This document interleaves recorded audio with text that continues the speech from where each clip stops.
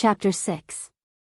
At 5:47 a.m., Lily made what she was certain was the most sensible decision of her adult life.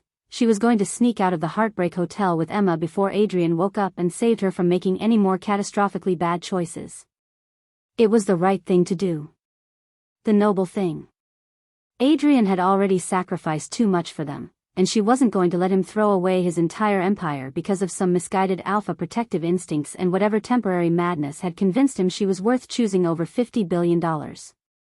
She'd packed quietly in the pre-dawn darkness, Emma sleeping peacefully in her arms. Adrian was crashed out in the ridiculous heart-shaped chair, his long legs sprawled at uncomfortable angles, his dark hair falling across his forehead in a way that made him look younger and less intimidating than usual. He'd turned off his phone for her. Walked away from a board meeting for her. Told his business partner to go to hell for her. Which was exactly why she had to leave. "Come on, baby girl," Lily whispered to Emma as she eased toward the door. "Let's go catch that flight to Portland."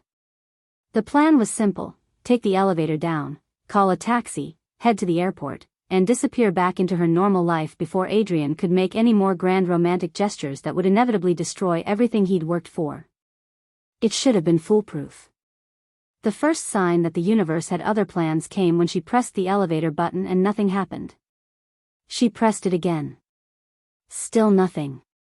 A small placard next to the buttons informed her that the elevators were undergoing routine maintenance from 5 a.m. to 7 a.m.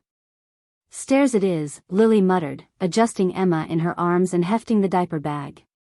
The stairwell was dimly lit and smelled like industrial cleaner mixed with something that might have been despair.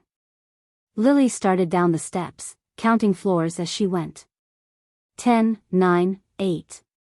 At the 6th floor, she realized she'd been going up instead of down.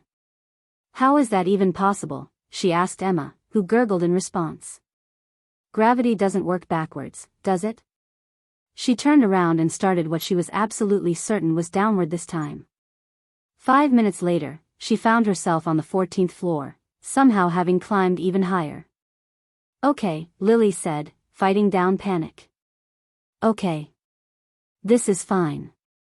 Hotels have signs. Directory maps. We'll figure this out." But the 14th floor was a maze of identical hallways that seemed to twist back on themselves like something out of a fever dream. Every door looked the same, every corridor led to another identical corridor, and there wasn't a single directional sign to be found. Emma was starting to fuss, picking up on Lily's growing anxiety. "It's okay, sweetheart," Lily murmured, bouncing her gently.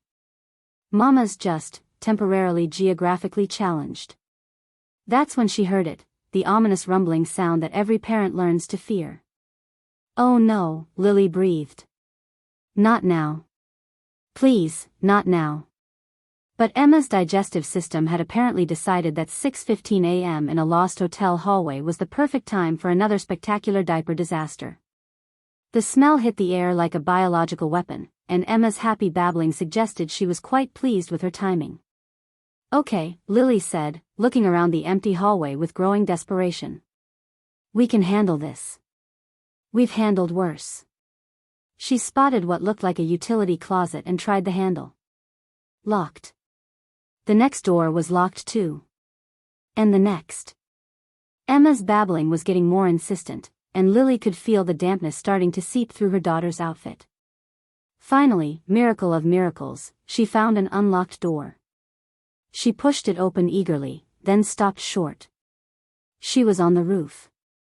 The Las Vegas dawn stretched out before her in shades of pink and gold, the Strip glittering in the distance like scattered diamonds. Under other circumstances, it might have been beautiful. Under these circumstances, with a baby who desperately needed changing and no way back inside, it was a disaster. "BOMDIA." Lily spun around to find a maintenance worker emerging from behind an air conditioning unit. He was a small, cheerful-looking man in coveralls, with kind eyes and a toolbox that looked like it had seen better decades. "Oh, thank God," Lily gasped. "Do you speak English? I need to get back inside, and my baby needs." "Desculpe, Neo Falo Ingalls," the man said with an apologetic shrug. "Português apenas." Lily stared at him. Portuguese. Of course. Because why would anything about today be easy? The maintenance worker, his name tag read Carlos, looked at Emma with concern, then at the obvious distress on Lily's face. He began speaking rapidly in Portuguese, gesturing toward Emma and the door they'd just come through. Yes, Lily said desperately. Door. Inside. Baby needs. She gestured frantically at Emma, who chose that moment to let out an outraged wail that echoed across the Vegas skyline. Carlos's eyes widened in understanding. Ah. Bibi. He pulled out his radio and began speaking rapid Portuguese into it. While Carlos called for backup, Lily tried the door handle. Locked. No, she muttered, pulling harder. The handle didn't budge. This cannot be happening. Emma's cries were escalating, and the smell was getting worse. Lily could feel panic clawing at her chest as the full scope of her situation became clear. She was locked on a hotel roof with a baby having a nuclear meltdown, unable to communicate with the only other person present, and Adrian was probably waking up to find them gone. This is fine, she said aloud, her voice cracking. This is totally fine. I'm just trapped on a roof in Vegas with a screaming baby and a maintenance worker who doesn't speak English. This happens to people all the time. Emma's wails reached a frequency that probably violated several city noise ordinances. Carlos was still talking rapidly into his radio, occasionally gesturing toward Lily and Emma with increasing urgency.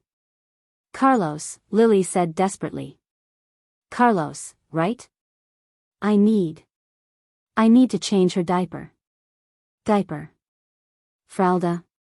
She'd Googled Portuguese baby words during Emma's teething phase, hoping it might somehow help with late-night crying. She'd never expected to use them on a Vegas hotel roof. Carlos's face lit up with understanding. Ah. Fralda. He began digging through his toolbox with the dedication of a man on a mission. What he produced was not a diaper. It was a shop rag. A clean shop rag, admittedly, but still very much a piece of cloth intended for mechanical purposes rather than infant hygiene. I can't put that on my baby, Lily said weakly. Carlos looked confused and hurt. He held up the rag proudly, clearly thinking he'd solved the problem. Emma's screaming had reached levels that were probably causing seismic readings in California. Okay, Lily said, desperation making her voice high and strained. Okay. It's clean. It's cloth adjacent. People use cloth diapers for centuries, right? This is just improvisational parenting. She spread out a receiving blanket on the roof and began the delicate process of changing Emma using shop rags and safety pins from her emergency diaper kit. Carlos hovered nearby, offering helpful commentary in Portuguese and occasionally handing her tools that were absolutely not meant for baby care. Halfway through the process, Lily's hand started shaking. I can't do this, she whispered, staring down at her daughter's red, angry face. I can't even change a diaper without everything going wrong. I can't navigate a hotel, I can't catch the right flight, I can't even leave without getting trapped on a roof. The tears started then, hot and bitter and unstoppable. I'm a terrible mother, she sobbed to Carlos, who looked increasingly alarmed. She deserves so much better than this. She deserves someone who doesn't get lost in hotels and ruin billionaires' lives and use shop rags as diapers. Carlos patted her shoulder awkwardly, murmuring what sounded like reassurances in Portuguese. I should have stayed in my apartment, Lily continued, the words pouring out of her like a dam had burst. I should have been content with our little life. But no, I had to want more. I had to take a job interview I couldn't afford to get to, on a plane I couldn't afford to be on, and look what happened. I destroyed everything. Emma's cries were quieting slightly now that she was being changed, but Lily's were getting louder. And Adrian, she gasped. God, what I've done to Adrian. He was fine before I crashed into his life. He had his empire and his meetings and his perfectly ordered world, and I ruined all of it. I made him think he wanted something he doesn't actually want, and now he's going to lose everything because of me. Lily? The voice came from behind her, quiet and concerned and achingly familiar. She turned to find Adrian standing in the doorway she'd been trying to get through, his hair disheveled and his eyes wide with something that looked like panic. "How did you?" she started. "Carlos called down to the front desk," Adrian said, moving toward her slowly like she was a spooked animal. "They called me when they couldn't find a translator." Carlos beamed and launched into rapid Portuguese, gesturing excitedly between Lily and Adrian. "He says you're having a crisis and the baby needed emergency diaper assistance," Adrian translated automatically. "He's very proud of the shop rag solution." Lily looked down at Emma, who was now wearing what was essentially a makeshift cloth diaper held together with safety pins and determination. Despite everything, her daughter looked perfectly content. "I was trying to leave," Lily said quietly. "I figured." Adrian sat down on the roof beside her, seemingly unbothered by the fact that he was wearing an expensive suit on a Vegas rooftop at dawn. "You're not very good at stealth missions." "I'm not good at anything," Lily said bitterly. "I can't even run away properly." "Is that what you were doing? Running away?" "I was trying to save your empire," Lily corrected. "I was trying to do the right thing for once." Adrian was quiet for a long moment, watching Carlos pack up his toolbox and chat happily to Emma in Portuguese. "You want to know something?" Adrian said finally. "I built my empire because I was terrified of needing anyone. Terrified of caring about something I could lose."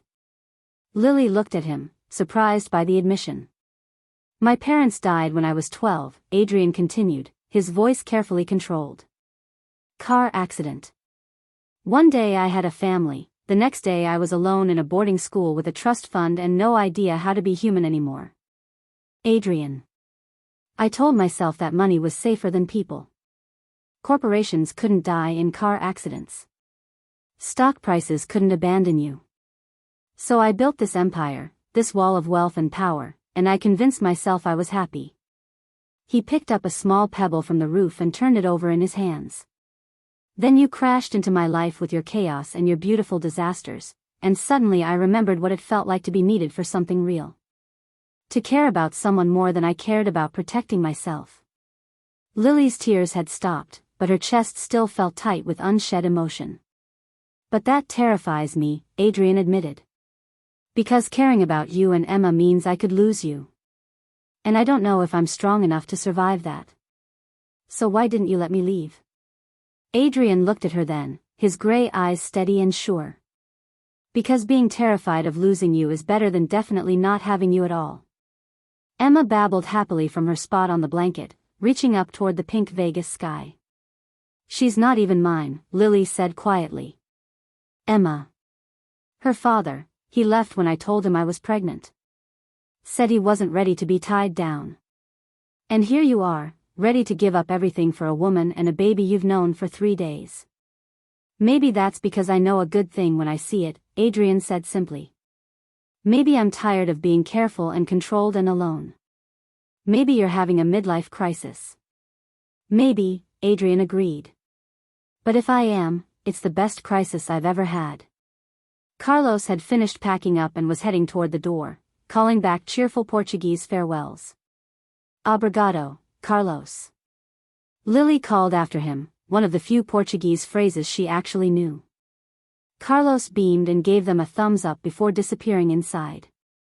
"You speak Portuguese now?" Adrian asked. "I googled baby words when Emma was teething. I thought it might help somehow." Lily shrugged.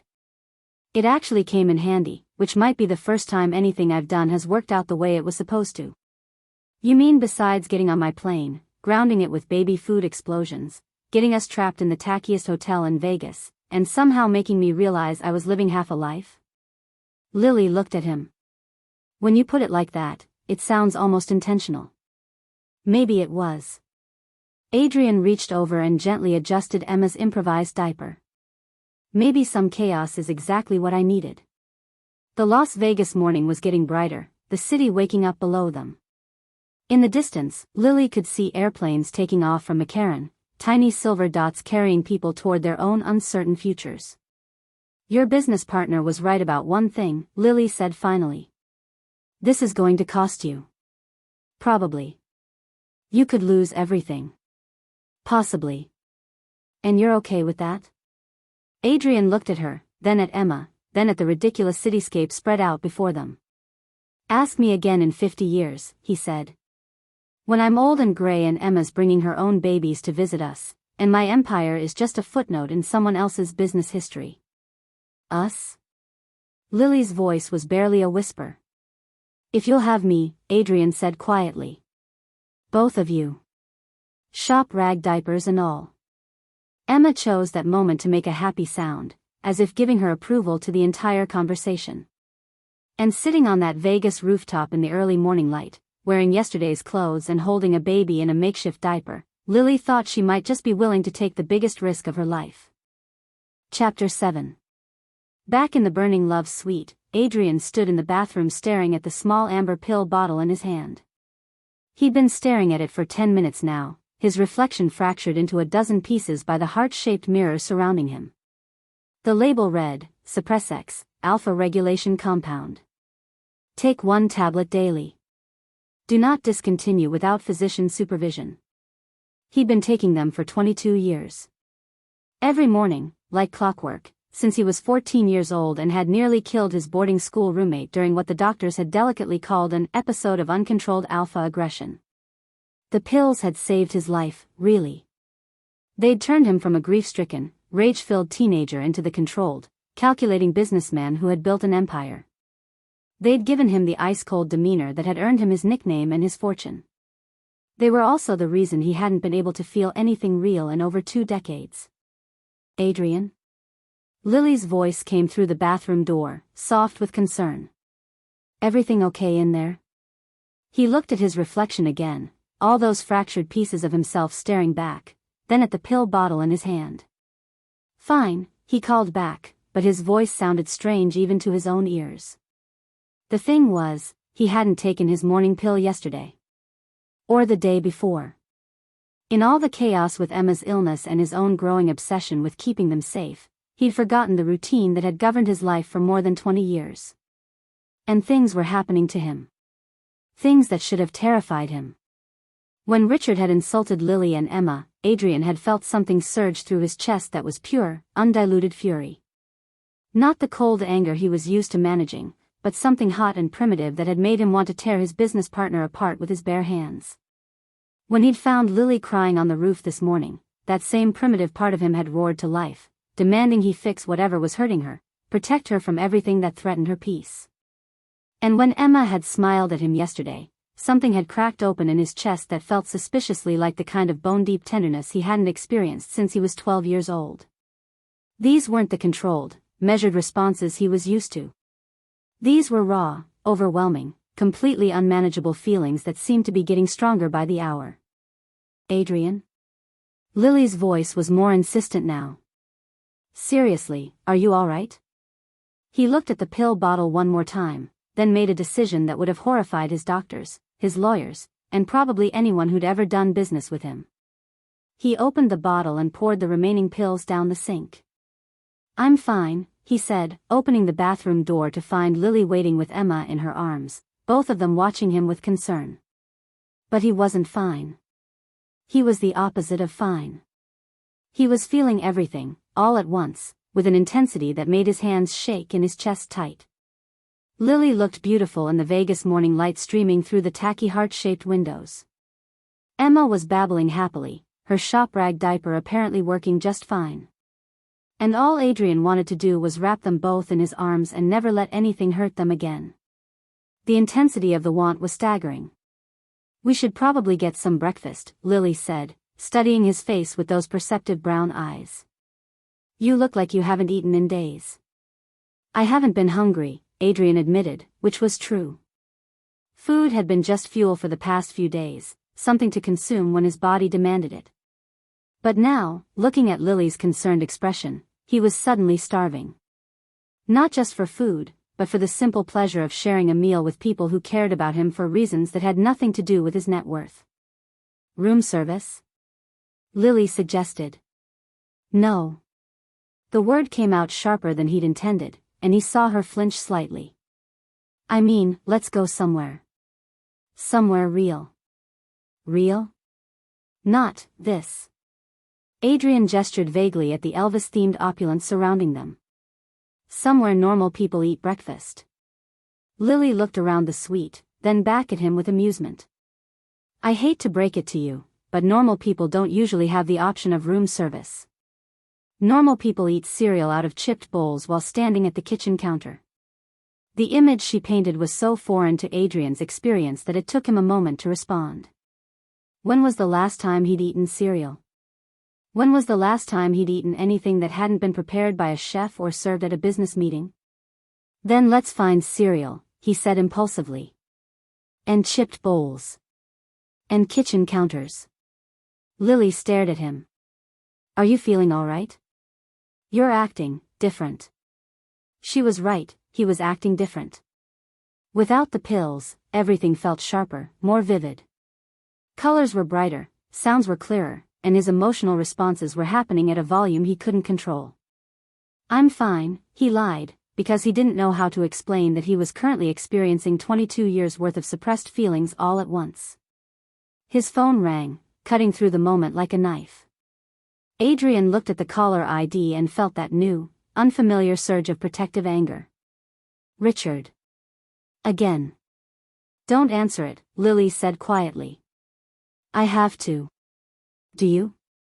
She shifted Emma to her hip and looked at him steadily. Do you really have to? Adrian stared at the ringing phone. In his old life, his medicated life, the answer would have been automatic. Of course he had to answer. Business was everything. Richard was his partner. The empire was his responsibility. But now, with his unfiltered alpha instincts roaring to life, all he could think about was the way Richard had looked at Lily yesterday. The contempt in his voice when he'd called Emma a bastard. The phone stopped ringing, then immediately started again. He's not going to give up, Adrian said. Then maybe it's time to have a different conversation with him, Lily suggested. One where you're not trying to manage his expectations or preserve your partnership. One where you tell him exactly what you think of his attitude. The idea was terrifying and exhilarating in equal measure. Adrian had spent so many years being diplomatic, strategic, coldly calculating in his business relationships. The thought of just being honest was completely foreign. The phone rang again. This time, Adrian answered. What do you want, Richard? What do I want? Richard's voice was sharp with disbelief. I want to know if you've completely lost your mind. The Meridian Group just pulled out of negotiations. They said they can't do business with someone who's unreliable and emotionally compromised. Adrian felt the words hit him like physical blows, but underneath the impact was that new, burning anger. Emotionally compromised, he repeated slowly. That's what they said. Apparently word is getting out that you've been playing house with some random Omega instead of focusing on business. Your reputation is in free fall, Adrian. My reputation. Yes, your reputation. The thing that's taken us 20 years to build.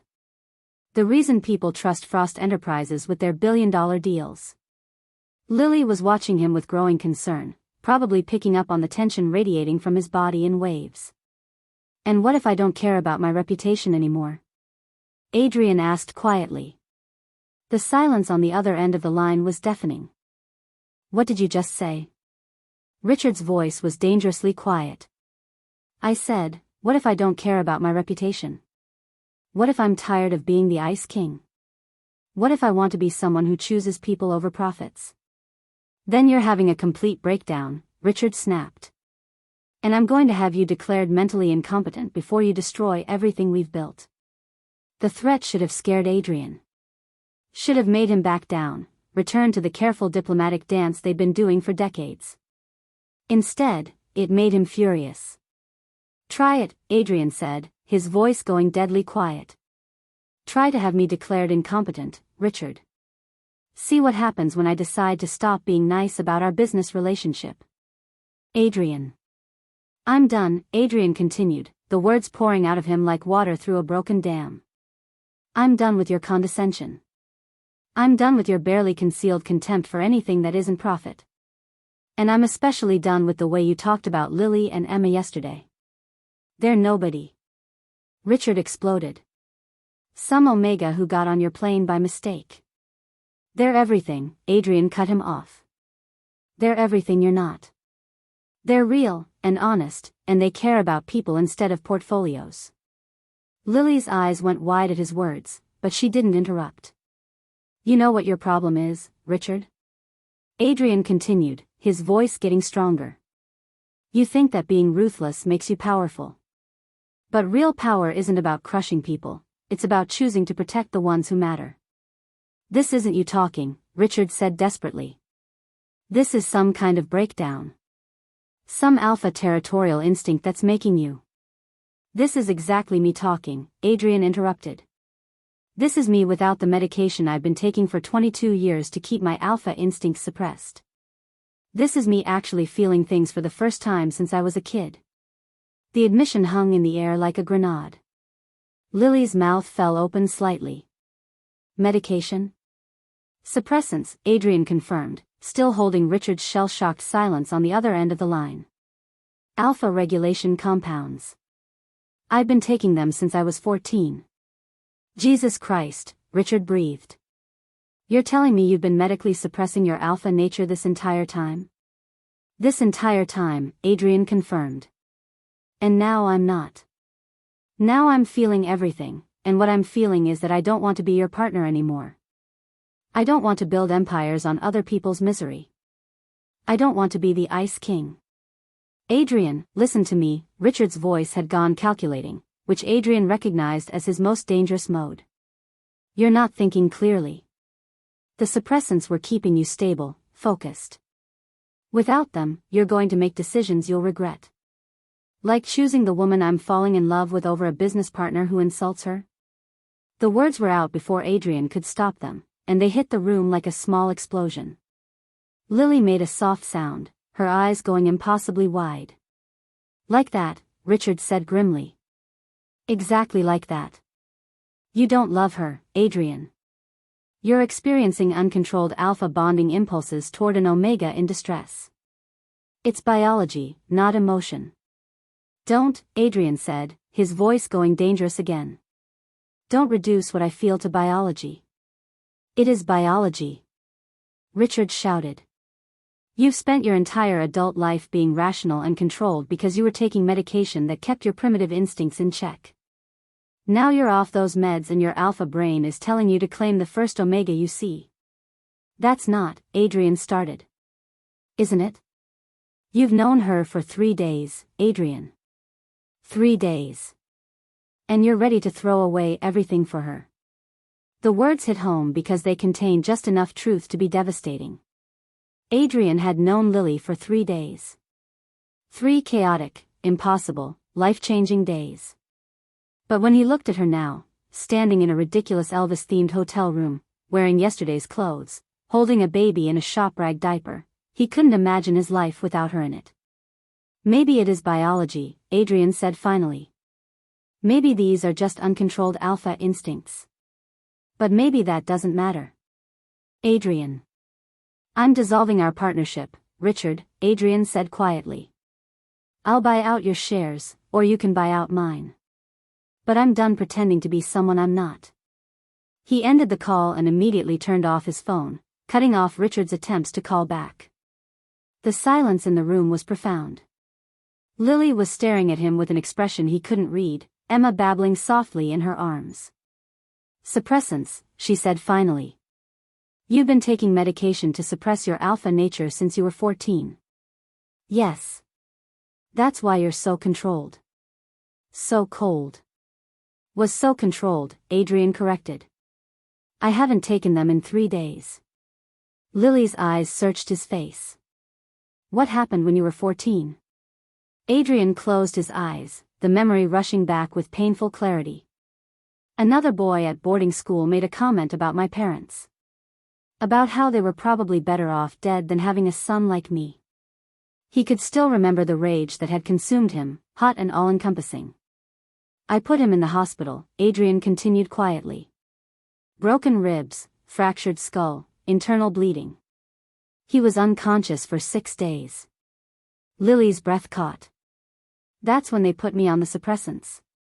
Said I had uncontrolled alpha aggression syndrome. Said without medication, I was dangerous. And you believed them? I was 14 and I'd nearly killed someone. Of course I believed them. Adrian opened his eyes to find Lily watching him with something that looked like understanding rather than fear. But you're not dangerous now, she said softly. You're the opposite of dangerous. You're the gentlest man I've ever met. That's the medication. No, Lily interrupted firmly. That's you. The real you. I've seen you angry, Adrian. I've seen you protective and possessive and ready to fight for what matters to you. But I've never seen you violent. It's only been 3 days. 3 days where you've been off your medication and dealing with more chaos than most people see in a year, Lily pointed out. If you were really dangerous, don't you think it would have shown by now? Adrian looked at her, then at Emma, who was reaching toward him with grabby baby hands. Maybe they were wrong, Lily continued gently. Maybe you were just a grieving 14-year-old who reacted badly to cruelty. Maybe the person you've been for the past 22 years isn't the real you at all. Without thinking, Adrian reached out and took Emma from her arms. The baby settled against his chest with a contented sigh, her small hand fisting in his shirt. The gesture was so natural, so right, that it took his breath away. I don't know who I am without the pills, he admitted quietly. Then maybe it's time to find out, Lily said, moving closer to them both. Maybe it's time to stop being afraid of who you might be and start discovering who you actually are. Adrian looked down at Emma, who was gazing up at him with those serious blue eyes, then at Lily, who was looking at both of them with an expression of such tender hope that it made his chest ache. What if Richard was right? He asked quietly. What if this is just biology? What if what I think I feel for you isn't real? Lily considered this for a long moment. Then we'll figure it out as we go. But Adrian? Even if it started as biology, that doesn't mean it can't become something real. Something chosen. Emma babbled softly, as if agreeing with her mother's assessment. Besides, Lily added with a slight smile, I'm pretty sure biology doesn't explain why you're so good with babies, or why you stayed up all night taking care of Emma, or why you turned off your phone to have breakfast with us. Adrian felt his own mouth curve upward. No, I suppose it doesn't. So, Lily said, reaching up to brush a strand of hair from his forehead. What do you say we go find some cereal and chipped bowls? Start figuring out who you are when you're not trying to be the Ice King? Adrian looked around the ridiculous Elvis suite one more time, then at the woman and baby who had somehow managed to crack open his carefully controlled world and let the light in. I say that sounds like the best business decision I've ever made, he said. And for the first time in 22 years, Adrian Frost felt completely, terrifyingly, wonderfully alive. Chapter 8. 6 months later, Adrian was standing in the middle of Lily's tiny Portland apartment, holding a diaper that looked like modern art, if modern art were designed by someone having a particularly creative breakdown. I don't think it's supposed to twist like that, Lily observed from the kitchen, where she was somehow managing to feed Emma pureed sweet potatoes while packing her nursing bag for her shift at Portland General. It's not twisted, Adrian protested, though he was looking at the diaper with the expression of a man who had conquered international markets but been defeated by adhesive tabs. It's architecturally innovative. Emma, sitting in her high chair, babbled what sounded distinctly like laughter and clapped her hands, sending sweet potato flying across the kitchen. Right, Lily said, abandoning her packing to rescue both Adrian and their daughter from the diaper situation. Let me. No, Adrian said firmly, though his voice was gentle. I can do this. I've restructured Fortune 500 companies. I can handle one diaper. He'd been saying some variation of this for 6 months now, ever since they'd returned from Vegas and he'd made the decision that had shocked everyone who knew him. Instead of choosing between his empire and his family, he was going to rebuild his empire around his family. Frost Enterprises still existed, but it looked nothing like the cold, ruthless corporation it had been under Richard's influence. Adrian had implemented flexible work schedules, expanded parental leave policies, and moved his headquarters from New York to Portland specifically so he could be home for dinner every night. The business media had called it everything from revolutionary to corporate suicide. Adrian's competitors had waited for him to fail spectacularly. Instead, Frost Enterprises had become one of the most sought-after employers in the country, and their employee satisfaction ratings were through the roof. Turns out, when people felt valued as human beings rather than profit generators, they did remarkable work. There, Adrian announced triumphantly, straightening up from the changing table. Perfect diaper application. Lily looked at Emma, who was now wearing what could generously be described as a diaper if one squinted and used considerable imagination. It's on sideways, Lily said gently. It's unconventional, Adrian corrected. Dada, Emma said clearly, reaching up toward Adrian with grabby hands. Both adults froze. Did she just, Adrian started. Her first word, Lily breathed. Her first word was, Dada. Adrian looked stunned, like he'd been hit by lightning. But I'm not. I mean, she has a biological father. Who walked away the minute I told him I was pregnant, Lily said firmly. You're the one who's been here every night for 6 months. You're the one who gets up with her when she has nightmares. You're the one who learned to make formula and change diapers, badly, and read her the same bedtime story 15 times in a row. Dada, Emma repeated, more insistently this time, making grabby hands at Adrian. I think she's made her choice, Lily said softly. Adrian picked up Emma carefully, his large hands gentle as he settled her against his chest. She immediately grabbed a fistful of his shirt and babbled contentedly. Dada, she said again, patting his chest with her small palm. Hello, Emma, Adrian said quietly, his voice rough with emotion. Hello, beautiful girl. Lily watched them together and felt the familiar flutter in her chest that had never quite gone away.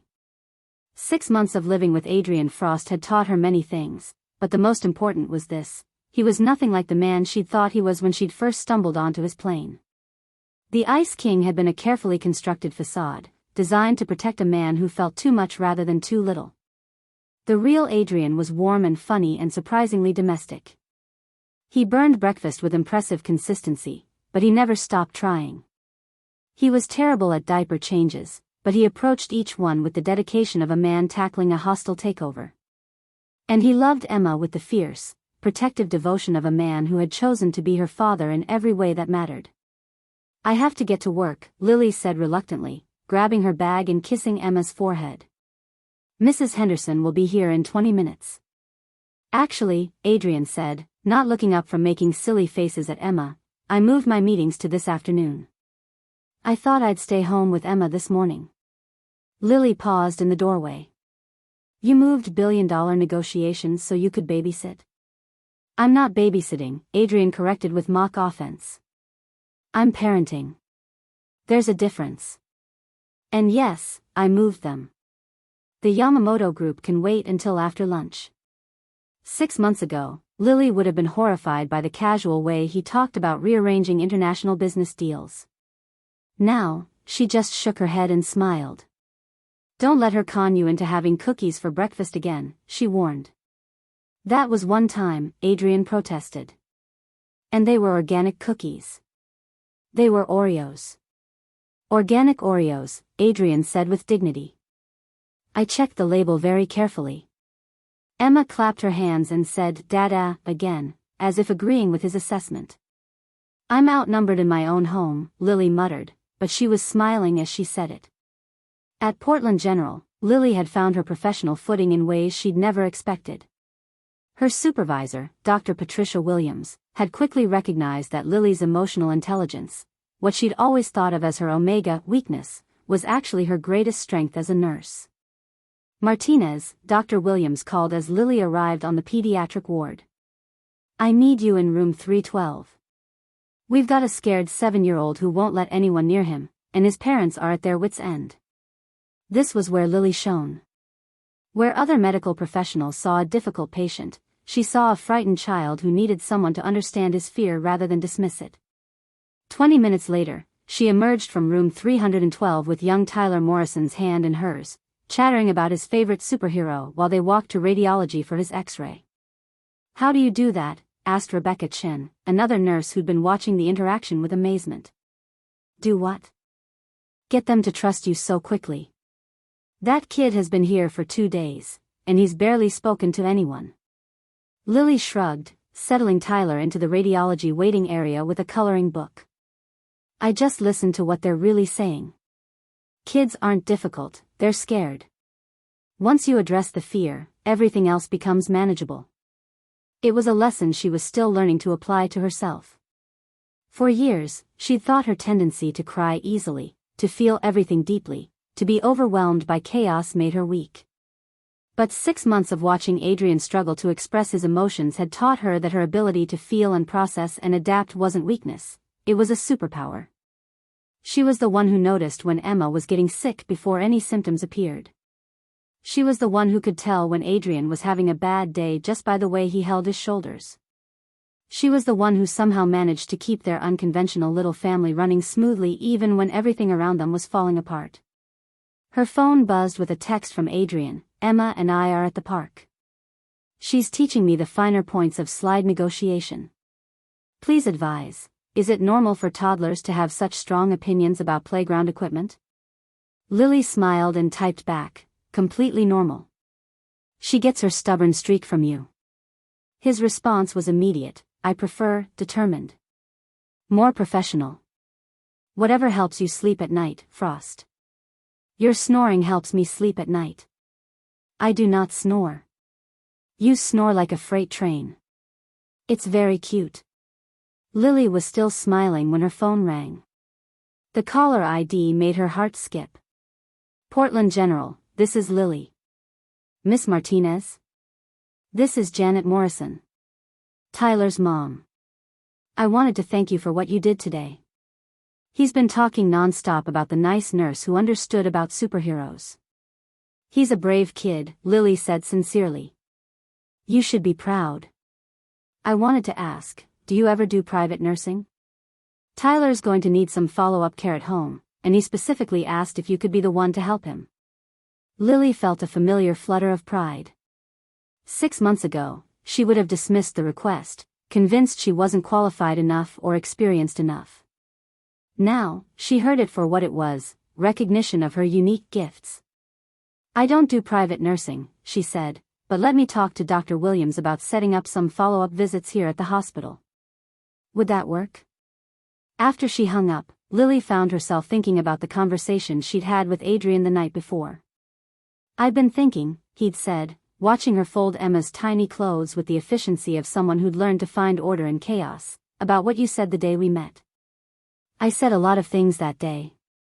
Most of them while crying or apologizing. You said you were going to Portland for a job interview. That you wanted something more. Lily had looked up from the pile of impossibly small socks. I remember. What if I told you I had an idea about that? About the something more part? Now, standing in the hospital corridor, Lily pulled out her phone and dialed Adrian's number. Frost residence, Emma speaking, Adrian answered in a ridiculously high voice. She's 8 months old, Lily said, laughing despite herself. She can't answer the phone. She's very advanced for her age, Adrian replied in his normal voice. Just like her mother. Speaking of which, tell me about this idea you mentioned last night. There was a pause, and Lily could hear Emma babbling in the background. I'll tell you when you get home, Adrian said. But I think you're going to like it. That evening, Lily came home to find Adrian in the kitchen attempting what appeared to be homemade baby food. Emma was in her high chair, covered head to toe in what might once have been pureed carrots, looking absolutely delighted with the chaos. Don't ask, Adrian said without looking up from the blender, which was making ominous grinding noises. I wasn't going to, Lily lied, kissing Emma's sticky forehead. But maybe next time we start with the blender actually plugged in? Adrian looked down at the unplugged appliance with the expression of a man who had just discovered a fundamental flaw in his business strategy. That would explain the lack of progress, he admitted. While Adrian wrestled with baby food production, Lily cleaned Emma up and got her ready for bed. It was their evening routine, comfortable and familiar in ways that still surprised her sometimes. 6 months ago, She'd been a single mother struggling to make ends meet, convinced she was failing at everything. Now, she was part of something she'd never dared to dream of, a real family. After Emma was asleep, Adrian finally revealed his mysterious idea. "I want to start a foundation," he said, settling onto the couch beside her with 2 cups of tea. "A non-profit focused on supporting single parents, medical care, childcare, job training, housing assistance." Lily looked at him over her tea. "That's a beautiful idea, but what does it have to do with me?" "I want you to run it." The teacup slipped slightly in her hands. "What?" "You understand what people need because you've been there," Adrian said, his gray eyes serious. "You have the emotional intelligence to connect with parents who are struggling. And you have the organizational skills to turn chaos into something manageable."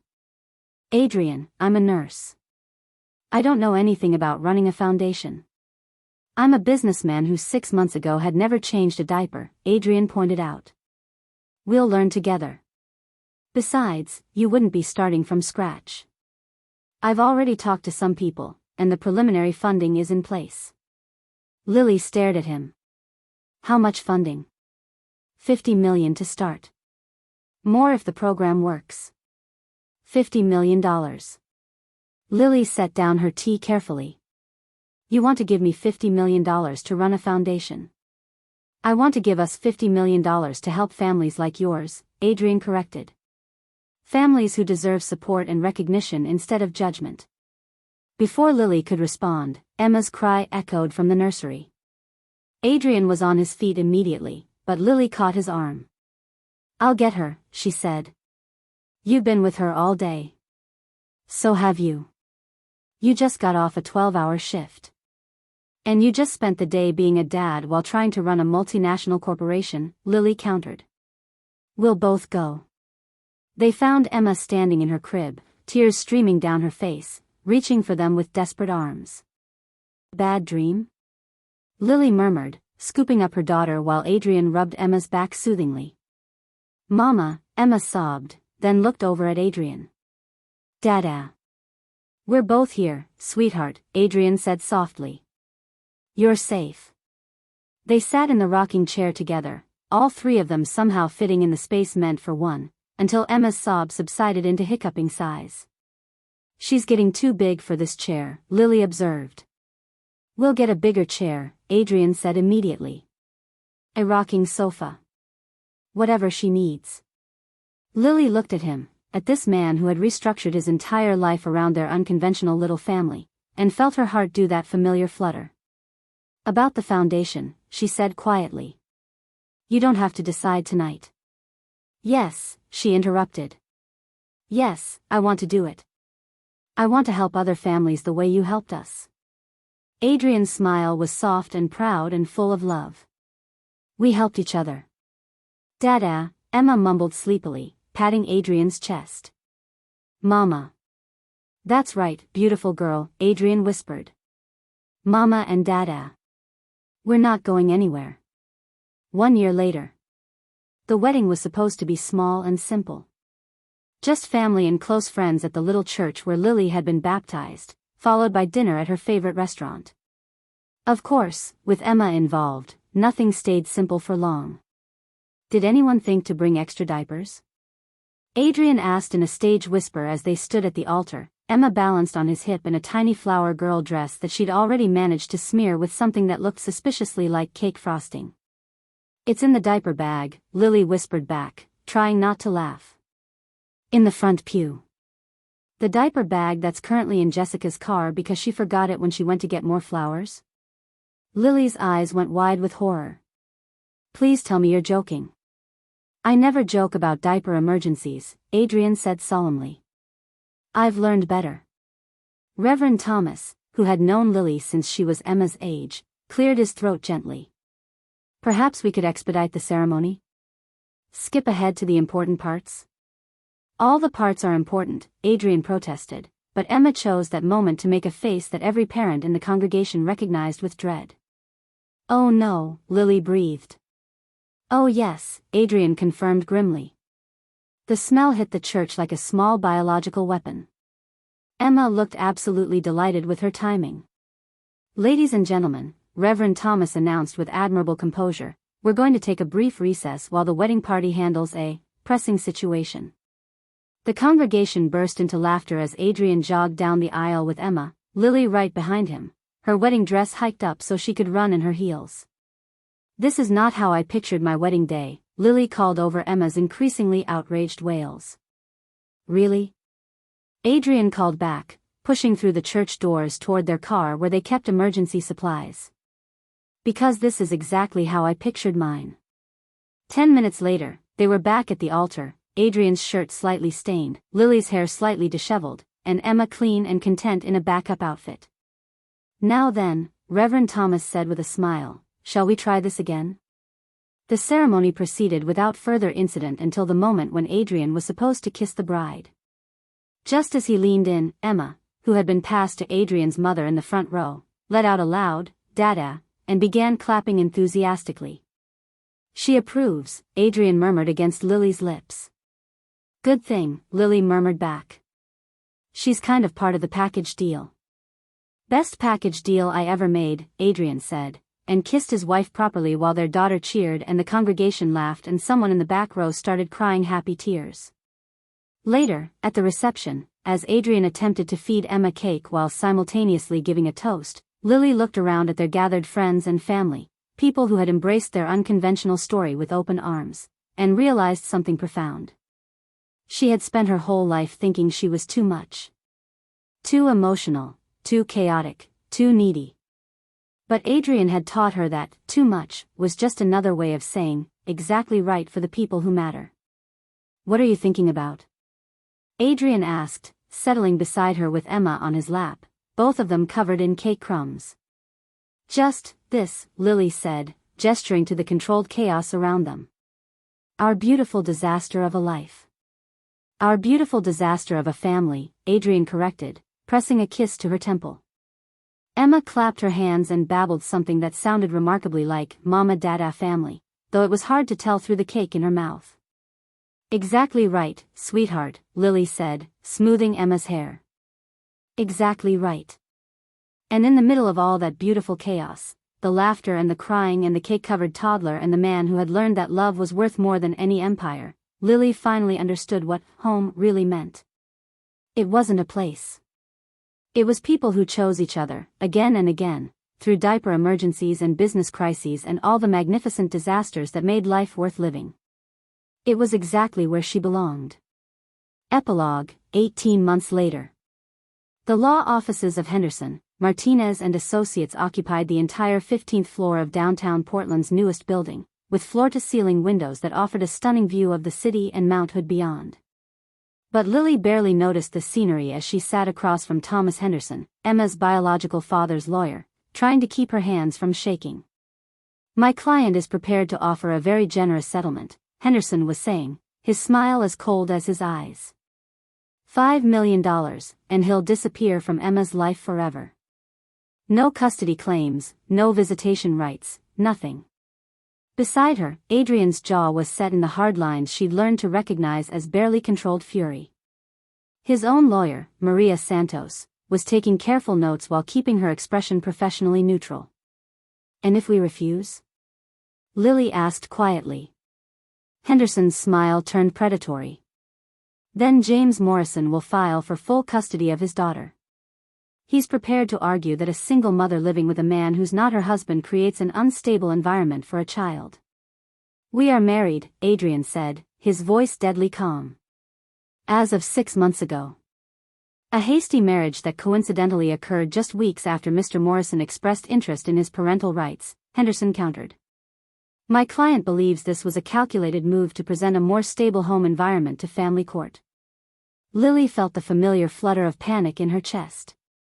James Morrison, the man who had walked away the moment she'd told him she was pregnant, who had refused to even acknowledge Emma's existence for the first year of her life, had suddenly reappeared 3 months ago with lawyers and demands and a new wife who apparently wanted to start fresh with a family. "He has no grounds for custody," Maria said calmly. "He voluntarily abandoned his parental rights through his actions." No financial support, no contact, no interest in Emma's welfare until now. Abandoned rights can be restored by the court when it's in the child's best interest, Henderson replied smoothly. And my client can provide Emma with advantages that a nurse's salary and an unstable business situation cannot. Adrian's hands clenched into fists on the conference table. Unstable business situation? Frost Enterprises' recent restructuring has been well documented in the financial press, Henderson said with false sympathy. Revenue down 30%, key partnerships dissolved, leadership questioned by industry analysts. Hardly the stable environment a child deserves. It was true that Adrian's decision to prioritize work-life balance had cost the company some of its more cutthroat contracts. But what Henderson wasn't mentioning was that employee retention was at an all-time high, their customer satisfaction scores were through the roof, and the company was more profitable than ever, just in a different way. We need time to consider your offer, Maria said professionally. Of course, Henderson agreed. But I should mention that Mr. Morrison is prepared to file custody papers tomorrow if we don't hear from you by 5 p.m. today. After Henderson left, Lily sat in silence for several minutes, staring out at Mount Hood and trying not to cry. He can't take her, she said finally. Adrian, he can't take her. He won't, Adrian said firmly, but she could hear the uncertainty underneath his confidence. He has money. A stable marriage. A house in the suburbs with a white picket fence and probably a golden retriever. Lily's voice was getting higher, more strained. What do we have? A converted warehouse loft and a business that's supposedly failing Anne. We have love, Adrian interrupted. We have Emma calling me Dada every morning. We have 2 years of middle-of-the-night feedings and doctor's appointments and first steps and first words. We have actually being her parents. Will that be enough? Lily whispered. Before Adrian could answer, Maria cleared her throat. Actually, I think it will be. But we need to address the elephant in the room. Which is? Adrian asked. James Morrison isn't really interested in Emma, Maria said bluntly. He's interested in Adrian's money. This custody thread is a shakedown, plain and simple. Lily stared at her. What do you mean? I mean that men who voluntarily abandon their children don't suddenly develop paternal instincts 18 months later without a financial motive, Maria explained. I'm willing to bet that if we investigate Mr. Morrison's recent financial situation, we'll find some interesting information. 3 hours later, they had their answer. Gambling debts, Maria announced, sliding a folder across the table to them. James Morrison owes approximately $2 million to various casinos and loan sharks. His new wife comes from money, but her family has cut them off after his recent indiscretions came to light. So he's using Emma as leverage, Lily said, feeling sick. Exactly. He's betting that Adrian will pay him to go away rather than risk a custody battle. Adrian was quiet for a long moment, studying the financial documents with the focused intensity that meant his business brain was working. What if we call his bluff, he said finally. What do you mean? Lily asked. What if we let him file for custody? What if we make him prove in court that he's a fit father? Maria looked intrigued. It's risky. Family court judges can be unpredictable. But we have documentation, Adrian continued, his voice gaining strength. Every doctor's appointment, every milestone, every night we've taken care of Emma when she was sick. We have proof that we've been her parents in every way that matters. Adrian, Lily said quietly, what if we lose? He turned to look at her, his gray eyes steady and sure. Then we'll appeal. And if we lose the appeal, we'll keep fighting. Because Emma is our daughter, Lily. Not his. Ours. The hearing was scheduled for 2 weeks later, and those were the longest 2 weeks of Lily's life.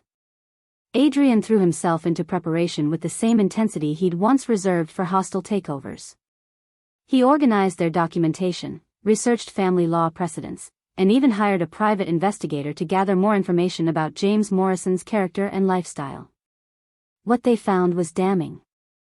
Morrison had been arrested twice for drunk driving in the past year, had defaulted on 3 different loans, and according to his ex-girlfriend, who was more than happy to talk, had a violent temper when he'd been drinking. The night before the hearing, Lily found Adrian in Emma's nursery, sitting in the rocking chair with their sleeping daughter in his arms. "She's getting too big for this chair," he said quietly, echoing the conversation they'd had so many months ago. "We'll get a bigger chair," Lily replied, just as she had before. "What if," Adrian started, then stopped. "What if what? What if the judge doesn't see what we see? What if they look at us and just see a failed business deal and a single mother who got lucky?" Lily sat down on the floor beside the rocking chair, resting her head against Adrian's knee. "Then they're not looking hard enough," she said firmly. "Because what we have isn't luck, Adrian. It's choice. We choose each other every day. We choose Emma every day. We choose this family every day." Emma stirred in Adrian's arms, making soft sleep sounds. "Mama," she mumbled, though her eyes stayed closed. "Dada." Even in her sleep, Adrian marveled softly. Even in her sleep, Lily agreed. The next morning, they walked into the courthouse as a family. Emma was wearing her best dress, a little blue number with tiny flowers that Adrian's mother had bought for her, and she was in one of her rare cooperative moods, charming everyone she met with babbled greetings and enthusiastic waving. James Morrison looked exactly like Lily remembered, handsome in a shallow way, with the kind of smile that had once made her think he was charming but now just looked calculating. His wife, Victoria, was perfectly put together in the way that spoke of expensive stylists and unlimited shopping budgets. The hearing began with Morrison's lawyer painting a picture of their client as a reformed man who had made mistakes but was now ready to be the father Emma deserved. "My client recognizes that he was young and foolish when he learned of Emma's existence," Henderson said smoothly. "But he's matured now. He has a stable marriage, a successful real estate business, and a genuine desire to provide his daughter with the security and advantages she deserves." When it was Maria's turn, she methodically dismantled Morrison's claims piece by piece. She presented evidence of his gambling debts, his arrests, his complete absence from Emma's life. She called Dr. Chen to testify about Emma's medical history and who had been present for every appointment. She called Mrs. Henderson, their elderly neighbor who had watched Emma countless times, to testify about the loving, stable home environment Lily and Adrian had created. But the moment that changed everything came when Morrison himself took the stand. "I love Emma," he said, looking directly at the judge. "She's my daughter, and I want to be part of her life." "Can you tell me Emma's middle name?" Maria asked during cross-examination. Morrison looked confused. What? Her middle name. Surely if you love your daughter, you know her full name?" Emma." Morrison looked helplessly at his lawyer. "Emma Rose Martinez Frost," Maria said clearly. "Emma Rose. Named after Lily's grandmother, who raised her after her own parents died. But you wouldn't know that, would you, Mr. Morrison? Because you've never actually asked about Emma's life." "I know she's my daughter," Morrison said defensively. "Do you know she's allergic to strawberries?" Maria continued relentlessly. "Do you know she has a birthmark on her left shoulder that looks like a butterfly? Do you know she's afraid of loud noises but loves thunderstorms? Do you know her favorite book is Goodnight Moon, and she insists on reading it 3 times before bed?" Morrison was silent. "Do you know that her first word was Dada, and she was looking at Adrian Frost when she said it?" He's not her real father," Morrison stammered. "Isn't he?" Maria asked quietly. "Then who is? The man who walked away before she was born, or the man who's gotten up every night for 18 months when she had nightmares? The man who hasn't seen her in 2 years, or the man who learned to change diapers, badly, because he wanted to take care of her? The man who's demanding money to stay away from her, or the man who's restructured his entire life around being her father?" The courtroom was silent. When the judge retired to consider her decision, Lily felt like she might throw up. Emma had fallen asleep in Adrian's arms, exhausted by the long day and unfamiliar surroundings. "Whatever happens," Adrian said quietly, "we'll handle it together." Lily nodded, not trusting her voice. 30 minutes later, Judge Catherine Walsh returned with her decision. This is a case that highlights the difference between biological parentage and actual parenting, she began. While Mr. Morrison is Emma's biological father, the evidence clearly shows that Mr. Frost has functioned as her father in every meaningful way. Lily held her breath. Furthermore, Mr. Morrison's sudden interest in custody, coinciding with his significant financial difficulties, raises serious questions about his motivations. His complete lack of knowledge about his daughter's life, health, and needs demonstrates that his interest is not in Emma's welfare. James Morrison's face was getting redder by the minute. Therefore, I am denying Mr. Morrison's petition for custody. I am also granting Mr. Frost's petition for legal adoption of Emma Martinez. From this day forward, Emma Rose Martinez Frost is legally and permanently the daughter of Adrian Frost and Lily Martinez Frost. The gavel came down with finality, and Lily burst into tears. Emma woke up at the sound of her mother crying and immediately started fussing, reaching for Lily with concerned baby hands. "Happy tears, sweetheart," Lily sobbed, taking Emma from Adrian's arms. "These are very, very happy tears." "Mama sad?" Emma asked, patting Lily's wet cheeks with her small palms. "Mama's perfect," Adrian said, wrapping both of them in his arms. "Mama's absolutely perfect." Later that evening, after the celebration dinner and the phone calls to friends and family and the general chaos that accompanied any major life event with a toddler, they finally made it home to their converted warehouse loft. "I can't believe it's over," Lily said, settling onto their couch with Emma while Adrian opened a bottle of champagne. "It was never really a contest," Adrian said, pouring 2 glasses. "He never stood a chance." "Because of the money we spent on lawyers?" "Because he's not her father," Adrian said simply. "I am."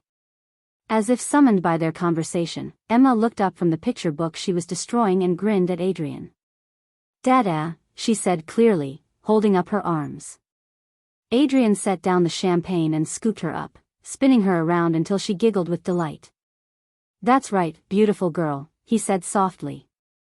"Dada's here. Dada's always going to be here." "Always," Lily agreed, and meant it with every fiber of her being. 6 months later, they were back in court again, but this time for a much happier occasion. The official adoption ceremony was brief and bureaucratic, but when Judge Walsh handed them the final paperwork declaring Emma Rose Martinez Frost to be legally and permanently their daughter, it felt like the most important business transaction of Adrian's life. "Congratulations," the judge said with a smile. "You're now officially a family." "We were always a family," Adrian said, adjusting Emma on his hip. "Now we just have the paperwork to prove it." That afternoon, they celebrated at Powell's Books, Emma's favorite place in Portland, where she proceeded to crawl through the children's section like she owned the place, babbling at other kids and trying to eat the spine of a bored book about puppies. "She's going to be trouble when she's older," observed Margaret Powell, the bookstore's elderly owner, watching Emma with fond amusement. "She's trouble now," Lily said, rescuing a copy of Pat the Bunny from Emma's determined destruction. "We're just hoping to channel it constructively." Like her father, Margaret said with a knowing look at Adrian, who was trying to interest Emma in a book about trucks instead of the book about puppies she was determined to consume. "I prefer to think of it as focused determination," Adrian said with dignity, then immediately abandoned all pretense of sophistication when Emma clapped her hands and laughed at his expression. As they walked home through the Portland streets, Emma chattering away in her stroller and pointing out everything from dogs to delivery trucks with equal enthusiasm, Lily reflected on how far they'd all come.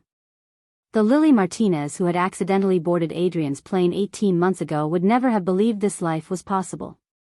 She'd been so convinced of her own inadequacy, so certain that she was too much chaos for anyone to handle long-term.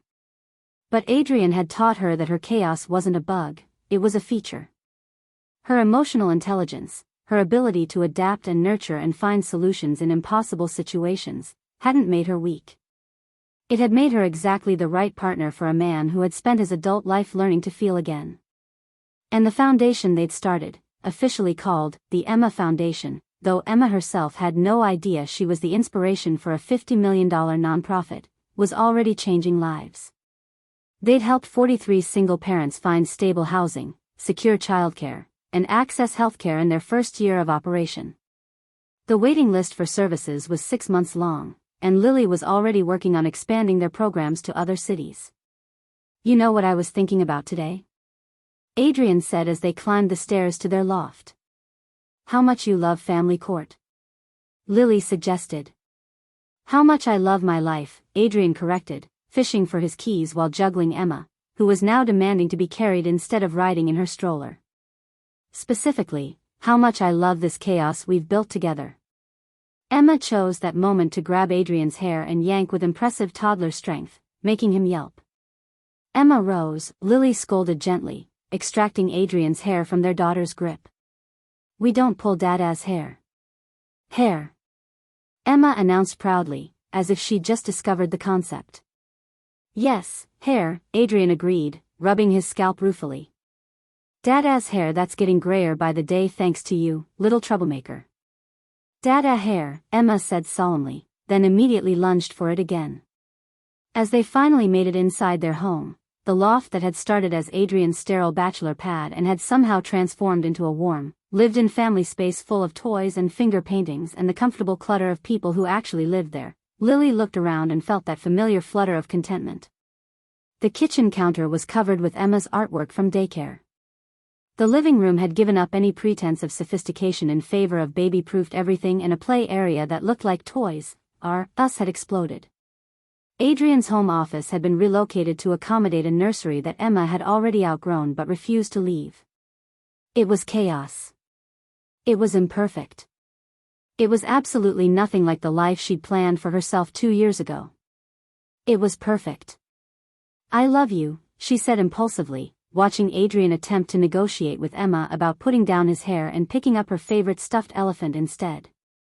"Even when I'm losing a battle of wills with an 18-month-old, he asked, finally succeeding in the great hair liberation. "Especially then," Lily confirmed. "You're a very good father, Adrian Frost." "I had a good teacher," he said, settling Emma into her high chair for dinner. "She taught me that loving someone means showing up, every day, even when it's hard." "Especially when it's hard," Lily corrected, echoing the conversation they'd had so many months ago on a Vegas rooftop when everything had seemed impossible. Emma banged her sippy cup on her high chair tray and announced, "Hungry." "Dinner it is," Adrian said, rolling up his sleeves. "What do we think about spaghetti tonight?" "I think you're brave," Lily said, remembering the last time they'd given Emma pasta. "I also think we should put plastic sheeting down first." "Live dangerously," Adrian said with a grin. "What's the worst that could happen?" Famous last words, Lily thought as she watched Emma systematically cover herself, her high chair, and a substantial portion of the kitchen in marinara sauce 20 minutes later. But as she helped Adrian clean up the chaos, Emma babbling happily in her sauce-covered state, completely unrepentant about the destruction she'd wreaked, Lily couldn't stop smiling. This was their life. Their beautiful, chaotic, impossible life. And she wouldn't change a single messy moment of it. "Same time tomorrow?" Adrian asked, wiping sauce off the ceiling with the resignation of a man who'd learned that some battles were worth surrendering. "Wouldn't miss it," Lily confirmed, kissing Emma's spaghetti-covered forehead. "Right, Emma? Ready for more chaos tomorrow?" "More," Emma announced delightedly, clapping her sauce-covered hands. And in that moment, surrounded by the beautiful disaster they'd built together, Lily knew that more was exactly what they'd get, and exactly what they wanted. After all, they were the Frost family. Chaos was what they did best. The end. Thank you for watching this video. Please subscribe and like this video to continue listening to this type of story daily, and also, to appreciate this community too. I would like to know the country in which you are in, listening to this story. Which country is that? Please comment below.